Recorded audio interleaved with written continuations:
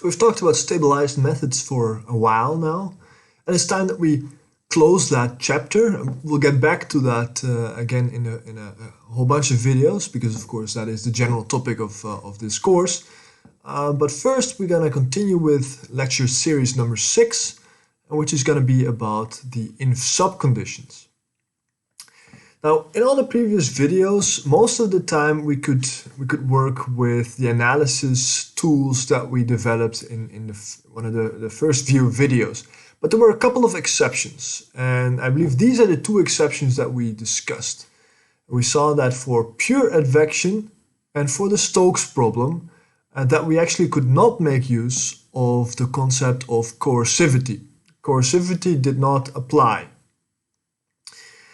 And whenever we addressed that, I said that we would get back to that problem later, and that's what we'll do in this video. Yeah, so for these two problems, coercivity, I'll say two example problems.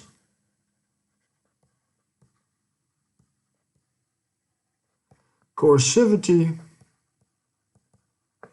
does not apply.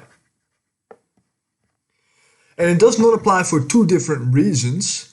For the pure advection problem, we actually cannot make use of the coercivity statement. It doesn't make any sense because our space of test functions is different from our space of trial functions, which means that the whole statement of coercivity, where we're plugging the same function in the bilinear form for both slots, is an invalid statement, right? So the coercivity statement, it just doesn't have a meaning. It really does not make sense. It does not apply. For Stokes, the reason was slightly different. We actually could formulate a coercivity statement because the spaces are the same, right? So that was not the problem. The problem for Stokes is that coercivity actually does not hold.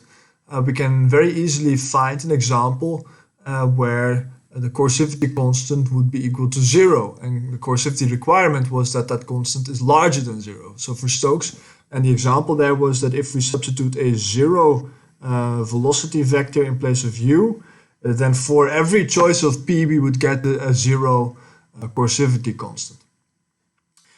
So we have two examples where coercivity does not apply, and for two different reasons. What we also said about coercivity, though, is that coercivity plus boundedness was a sufficient condition.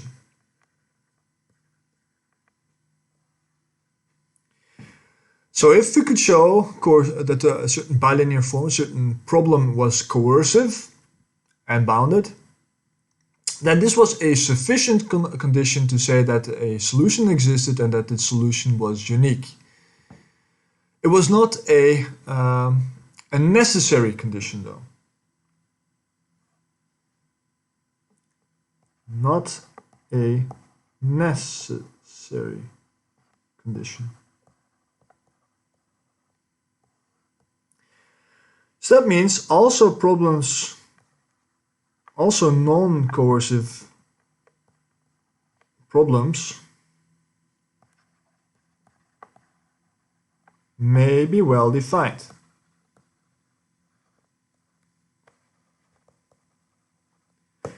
And actually the above two problems are example of this. These are two problems that are either not coercive or coercivity doesn't make sense. But in fact, these are two well-posed problems, as we'll appreciate in the next couple of videos.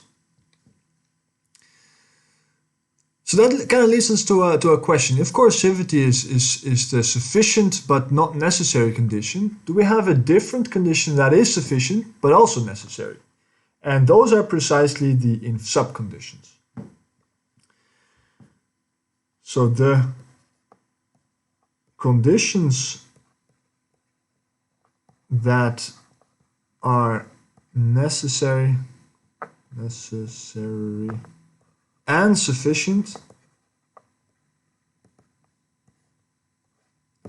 are the Inf-sup conditions.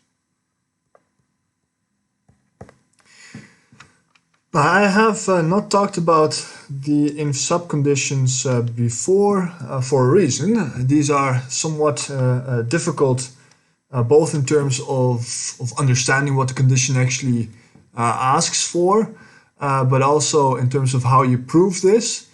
And thirdly, and I think this is something that I already kind of pointed out, even though Inf-sup, these conditions may hold for our infinite dimensional Sobolev spaces, that does not yet mean that they also hold for a finite element approximation. So we would have to prove it for two different cases, the original problem, the true partial differential equation, and the finite element formulation.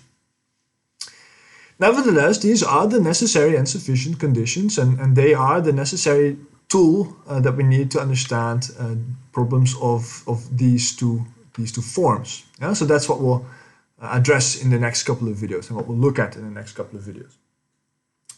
So these conditions, I'll just state them, I'll just write them down. For an example, general partial differential equation or a general problem. So the general problem formulation is find some solution, and I'll just use our symbol phi, but of course this could be anything, which lives in some space, X, and again, this could be any kind of space, right? In fact, I don't even think it has to necessarily be a Hilbert space. It might actually just be a Banach space if I'm not mistaken. So find our solution phi in X such that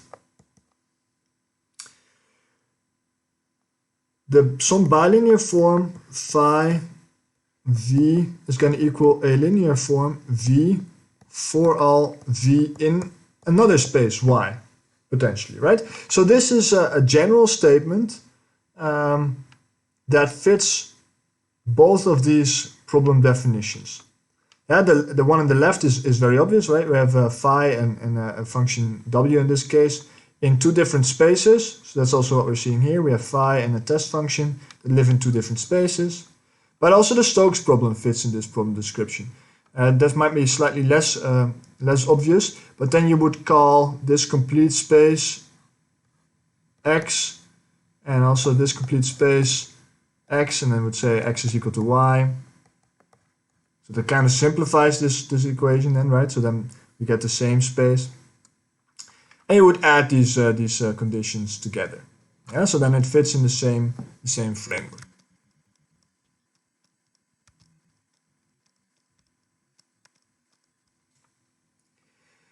Nevertheless, we already kind of observed that we're looking at a slightly more general formulation than the one that we looked at before, because the one that we looked at before has always been of this form, that we're looking for a solution in a certain space such that the test function is also in that space. So we're considering a slightly more general problem here. So given that we have a problem of this nature, the Inf-sup conditions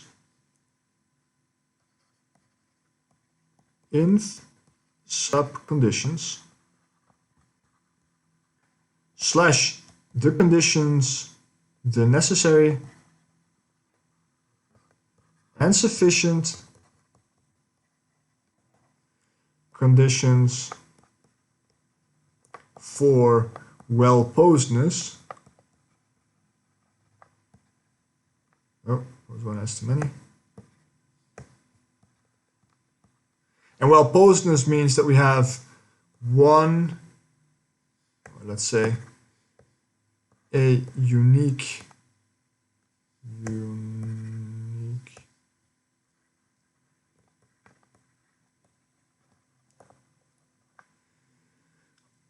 these conditions are, and there are two of them, and I'll just write them down and then we'll look at what they actually try to say.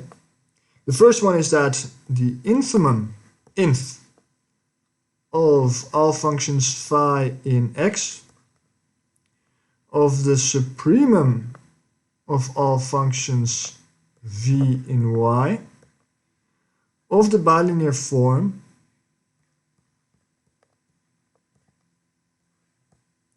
divided by the norm of phi measured in that space X.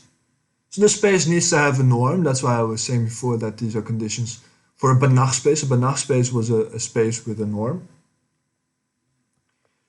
So we have a norm of V measured in the space, the norm of the space Y, is going to be larger than or equal to some value alpha, and this value alpha has to be larger than 0.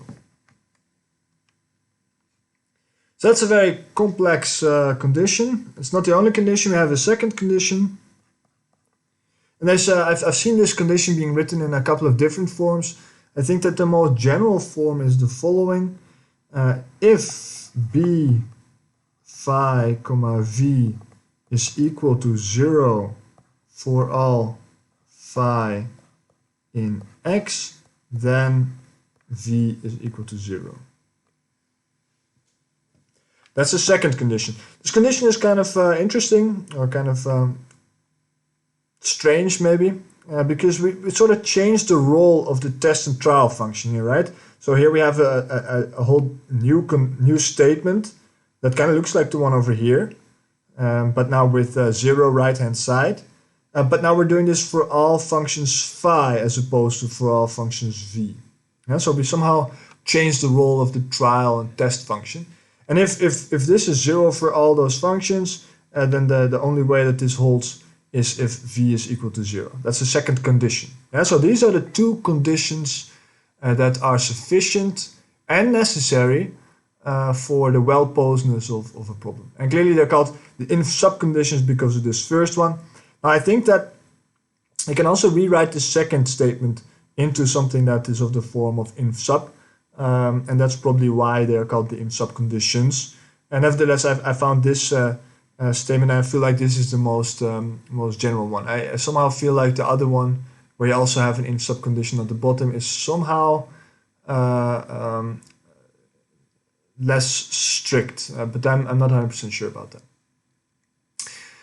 Okay, so these are quite obscure conditions, and maybe you'll already understand now why I've tried to avoid talking about these up until this point. If we can use coercivity as our condition for well-posedness, then by all means let's do that instead of having to figure out if these conditions hold.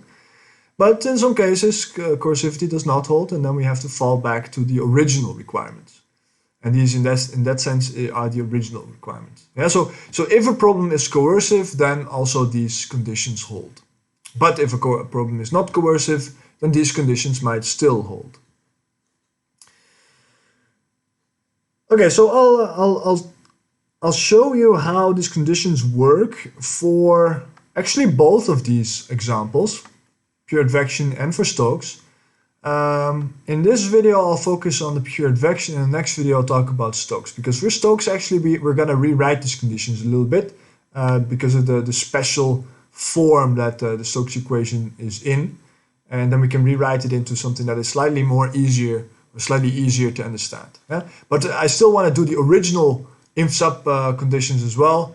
So I'll focus on the pure advection problem for that. Okay.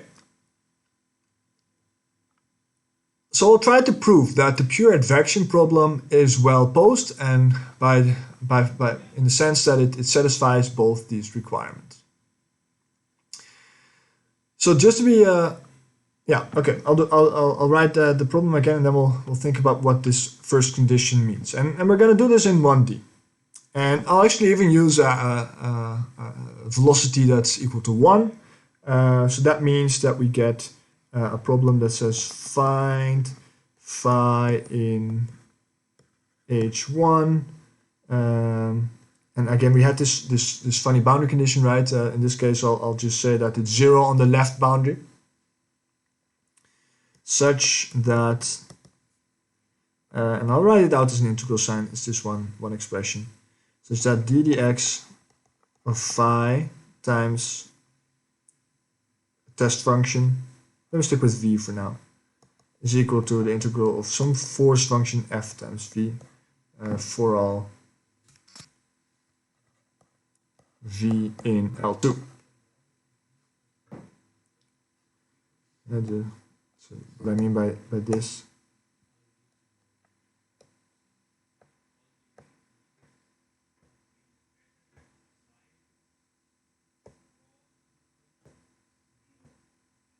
Okay, never mind. The thing I mean by this is that phi is equal to 0 on the left boundary. So, okay. So what's the bilinear form? The bilinear form is this. And the linear form is this one. Okay, so we'll start with the complex condition. That's the first one. So this is saying that some positive constant alpha exists such that if we search for the supremum, the supremum in this context means the maximum value of this guy for all possible functions v in the space.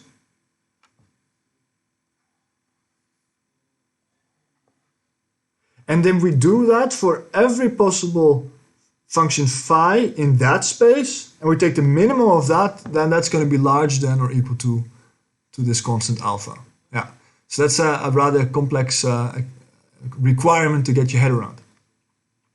So practically what we'll do is we fix a function phi, and for this function phi over here, which is substituted in here and here, I'm going to search for a function v such that this is going to be larger than a certain constant. And now I'll change my function phi and I'll repeat that. And I'll change my function phi again and I'll repeat that. For every function phi, I'm going to find some constant here that this satisfies. And if I can find a constant for which this satisfies for all choices of this phi, then that's what I'll call my Inf-sup constant alpha here. Okay, so what does that mean? How are we going to do that? So I'm looking for inf phi in H1 such that the infimum of the supremum of our functions v in L2 of the integral of dx of phi times v divided by the norm of phi in the H1 norm multiplied by the norm of v in the L2 norm, right? We're taking the norms of the relevant spaces here, x and y, H1 and L2. And that somehow has to be larger than or equal to some constant alpha, which has to be larger than 0.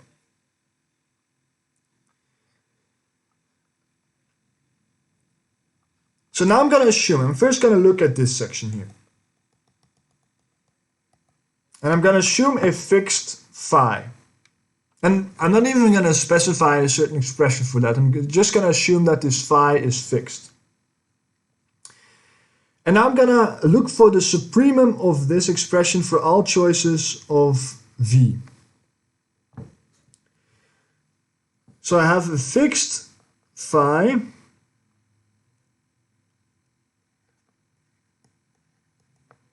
And now I'm going to substitute something in place of v. And I'm going to hope that this is going to be larger than, that's going to be fixed somehow, it's a bound constant. And just to give you an idea of the train of thought that I'm on here, suppose that we choose v is equal to 1. And I can already tell you that's not going to work, but just for illustrative purposes, let's try that. So if v is going to be equal to 1, then we simply get on the top, we get that. And then we get here at the norm of 1. Let me move this a little bit. So we'll say, yeah, good, thank you.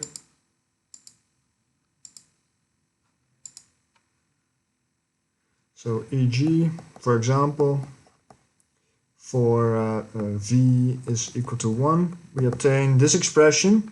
Now that's going to be equal to the integral of dx of phi, and I'm going to divide that by somehow the L2 norm of 1 is somehow going to be a a measure of the size of the domain omega.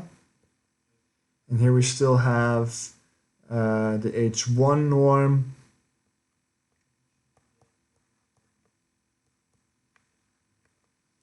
And now we're kind of stuck, and actually you can show just by trying a couple of examples that we cannot, if we try this now, if we substitute now different choices of phi in here, then we actually, we can't bound this from below.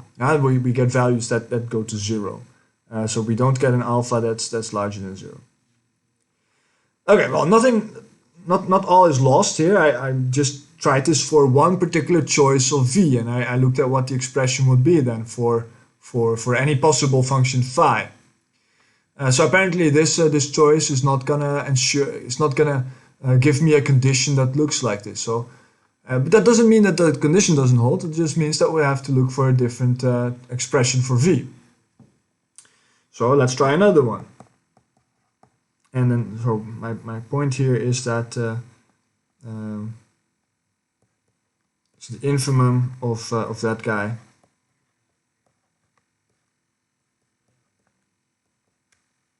is actually 0. And the way that you can see this is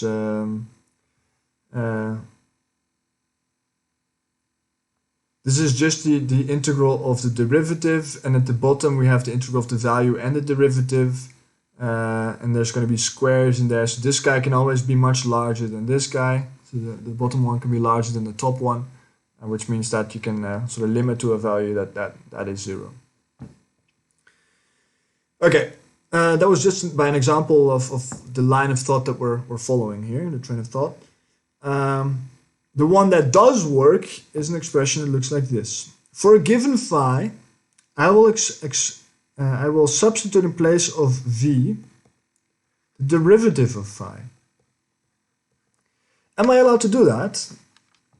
Well, yes, because phi was a function in h1, and the function in h1 was such that if I take one derivative, then that's going to be a function in L2.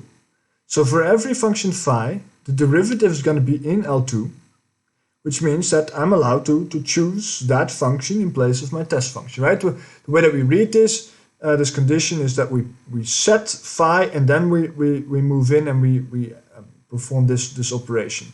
So for any fixed phi, I can choose v is equal to the derivative of phi.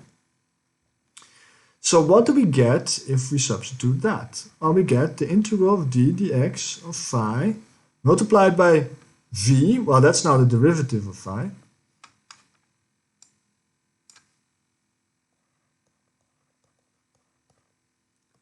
divided by the norm of phi in h1 times the norm of the derivative of phi in L2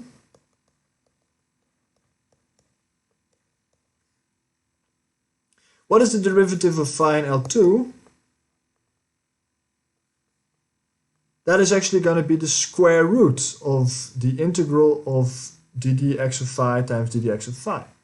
So we can rewrite this, and we're going to say, but this is nothing different from d dx of phi measured in L2 square divided by the norm of phi in h1 times the norm of d dx of phi in L2. Well, clearly I can cancel the one in the bottom here.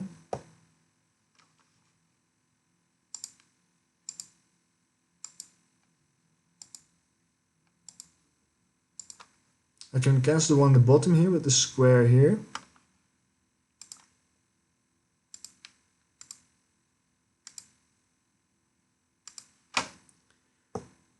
And then we get derivative of d dx phi in the L2 divided by phi in h1. So we're dividing by two norms. Okay, so this is gonna actually lead to something. We need one more thing. We need Poincaré's inequality. And according to Poincaré's inequality, we can bound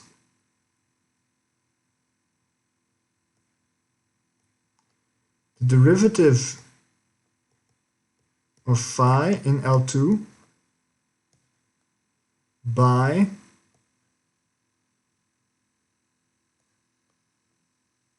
the value of phi in L2 with some constant. And I actually forgot where in my previous video I put this constant. That's why I was a bit hesitant here.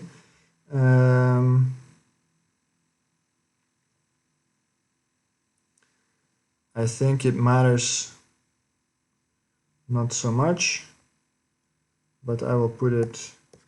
Oh, I really don't understand.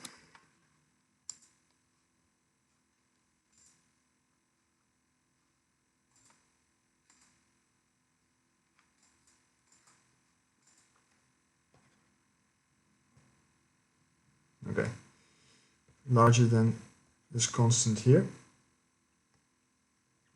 So that means that in the top expression, and we've done this before, we can replace this L2 norm of the derivative of phi, and we can replace part of that by this L2 inner product of phi itself. You know what? Maybe this is simpler. I think the proper way of deriving this is if you make use of this Poincare inequality, but I think for the purpose here, I can do something simpler. I can say that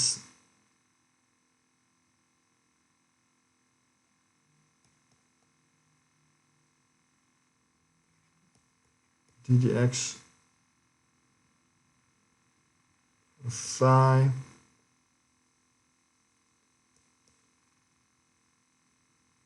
is going to be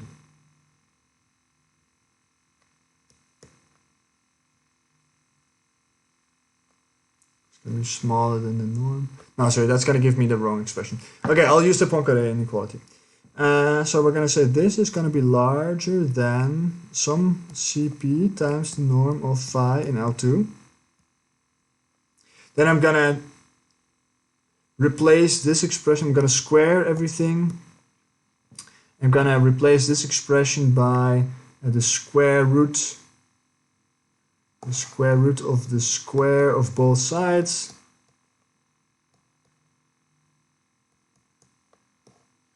L2 and phi square h1, and then I can replace this by I'm going to say this is going to be larger than or equal to the square root of and then we did the trick where we're changing part of this integral into an L2 integral such that the sum is going to be some new constant c, which depends on the Poincare constant times the multiplicand of phi h1 square divided by phi still h1 square. So naturally these two cancel, and we can say that this is going to be equal to the square root of that constant. Yeah, so with this choice of test function, the derivative of phi, we can indeed prove that the minimum of all possible functions phi, okay, there's no phi left in this expression. The minimum of all choices of phi in that space h1 of this expression is going to be larger than or equal to the square root of this obtained constant. Now that doesn't mean that this is the optimal expression, right? The optimal value for alpha here, the tightest bound. But we do know that it is some value that is satisfying this condition, and that's all we really need. Yeah, it's just like for the coercivity proofs, the best coercivity constant is very difficult to obtain, but our proofs kind of always rely on at least finding some constant such that the coercivity statement holds, and that's pretty much what we're doing here as well. Okay, so that's the first condition. And actually, I think in one of the homeworks I'm asking you to do something similar. So let me sort of summarize what I'm doing, what the general idea is. The general idea of trying to prove the first Inf-sup condition is that you take the statement of the bilinear form divided by the norms, and in place of the test function, you're trying to find a relationship with the trial function or in general you're trying to substitute something in place of this test function, such that this expression becomes independent. This expression becomes independent of the trial function here. And so potentially you could substitute a relation between v and phi, but sometimes you don't have to. Sometimes you can simply substitute a constant in place of v, and then somehow things might cancel up and down. So we would look for some expression for v such that whatever is in here will be independent of phi, and independent of phi will be larger than a certain constant, and thereby you have proven this requirement. And that's precisely what we're doing here. We're substituting some expression for v that is a relation with phi, and going through some analysis steps, some algebra steps, and we obtain that if we substitute this relation between v and phi, then whatever is in the brackets here is actually going to always be a certain constant, which is only dependent on the Poincaré constant, which is only dependent on the shape of our domain. And thereby this first condition is satisfied. Okay, so that's the first condition. That's this one. How about the second condition? So the second condition, if I repeat that here for our example problem, is that the integral of dx of phi times v, if that is equal to 0 for all phi in h1, then v must be equal to 0. So how would we prove something like this? Well, this is actually something that will, in pretty much all the future videos, will not have to do. Something special about the Stokes equation is that it has a certain structure that kind of changes the Inf-sup conditions in such a way that we don't have to prove this condition. But nevertheless, I want to prove it once, so I'll do that for this example. So I believe for this problem what we would do is we're going to say we're going to restrict phi to all functions. We're calling these test functions. I believe I talked about this once before. These are very smooth functions.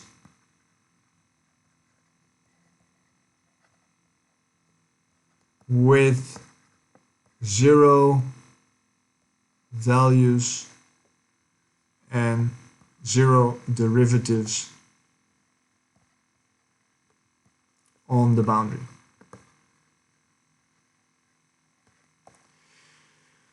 And if we choose that, then we can do integration by parts here, and because of the 0 on the boundary, we would get no additional boundary terms, which means that we get this expression.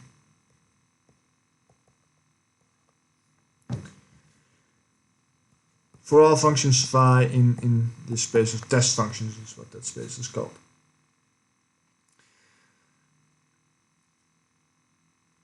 So if this is going to be equal to 0 for all these functions phi, well, that was the typical approach where we're now going to choose functions that kind of look like this, and maybe even tighter and tighter and tighter, and then we're going to say that if this is true for all functions phi in that space, then that means that dx of v is going to be equal to 0, which means that v is a constant. So that was by choice of functions phi that were very smooth. Now I'll choose another function phi, or I'll choose phi is equal to x, which means that ddx of phi is equal to 1, which means that this is now the integral of v is equal to 0. And given that v was a constant, we can combine these two conclusions, and that means that v is equal to 0. Yeah, okay, so thereby we have also proven the second requirement. And since both of these requirements hold, we now know that our problem is well posed because these two conditions were necessary and sufficient for well posedness. Okay, so the Inf-sup condition also is going to show up for other problems. Again, the second condition and we probably won't see anymore, because again we're going to look at special problems for which these conditions become slightly different. And nevertheless, I think it's very important that we look at least into one example where both of these hold. Now I'll ask you to, I think specifically the Inf-sup condition, one of the homeworks, I'll ask you to do yourself as well for an easy case. Yeah, please study the example that we looked at here. I think that in the beginning, the first time you see these conditions, they're extremely confusing. It's not entirely clear what is exactly the order of operations. Try to familiarize yourself with this example. And of course, if there's any remaining questions, then feel very free to contact me about that. Okay, that's it for this video, so thank you for your attention.